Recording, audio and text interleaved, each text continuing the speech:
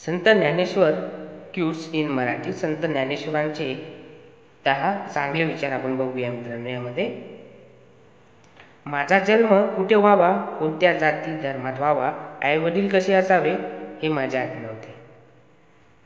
त्यामुळे त्याबद्दल तक्रार करत बसण्याऐवजी मी निसर्गाने मला दिलेल्या क्षमतांचा सकारात्मक वापर करून माझे जीवन नक्कीच सुखी करू शकतो. कधीतरी मला कोणत्या तरी प्रकारचे दुःख मिळणारच याची जाणीव ठेवून मी माझ्या आसपासच्या माणसांची जमेल तशी मदत केली पाहिजे. मी स्त्री व्हावे की पुरुष, काळा की गोरा, माझ्या शरीराची ठेवण सर्व अवयव ठीकठाक असणे हे देखील माझ्या हाती नव्हते. मात्र जे काही मिळाले त्याची निगा राखणे, योग्य ती काळजी घेणे हे माझ्या हाती नक्कीच आहे.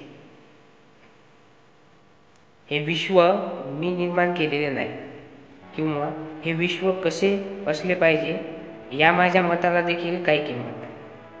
तेव्हा हे कसे काय, ते कसे काय, असे का नाही हे विचार करत बसतो वगैरे असे काही प्रश्न विचार राहून वैतागण्याऐवजी जे चूक आहे, अयोग्य आहे ते किमान मी तरी करणार नाही हे मला ठरवता येईल. हेही नसे थोडेसे.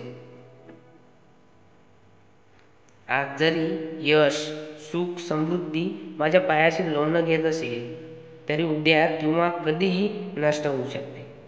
याची सतत जाणीव ठेवून मी अहंकाराला दूर ठेवले पाहिजे. माझ्या आई वडिलांची संपत्ती, स्थिती, सामाजिक स्थान, त्यांचा स्वभाव हे देखील माझ्या हाती नव्हते. त्यामुळे ते कसेही असले तरी ते त्यांचे माझ्यावर प्रेम आहे हे मी सदैव लक्षात ठेवतो. माझ्या आसपास असलेल्या लोकांनी, माझ्या संपर्कात येणाऱ्या लोकांनी माझ्याशी कसे वागावे हे मी ठरवणे हे माझ्या हाती नसले तरी मी त्यांच्याशी प्रेमपूर्वक वर्तन करणे नक्कीच माझ्या हाती. संयम, भाषा, काम हे माझ्या हाती. माझ्या आयुष्यात घडणाऱ्या घटना, परिस्थिती यावर माझ्या अनेकदा नियंत्रण असते.